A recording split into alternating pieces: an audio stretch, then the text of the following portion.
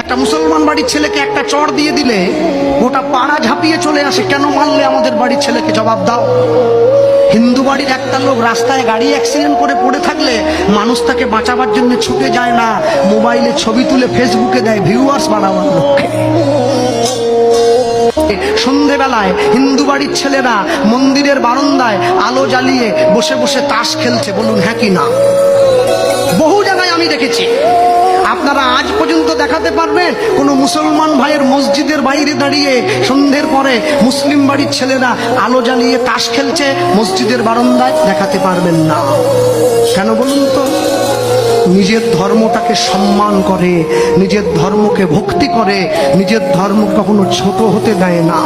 আজ পর্যন্ত কোনোদিন মুসলমানদের উৎসব শবে বরাত একটা হিন্দু মসজিদে দেখার জন্য আসলো না। মুসলমানদের উৎসব শবে কদর একটা হিন্দু কোনোদিন চাওয়ার জন্য আসলো না। মুসলমানদের উৎসব রমজান মাসের রোজা একটা হিন্দু কোনোদিন তোমার সাথে সমাজ করার জন্য রাখলো না।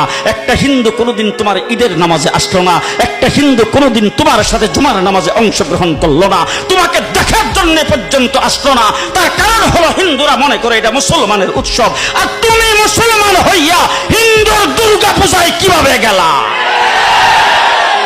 আরে তোমার কি হয়ে গেল? তোমার কি লজ্জা শরম তুমি ধুয়ে ফেলে দিয়েছো? তোমার কি কোনো লজ্জা শরম নাই?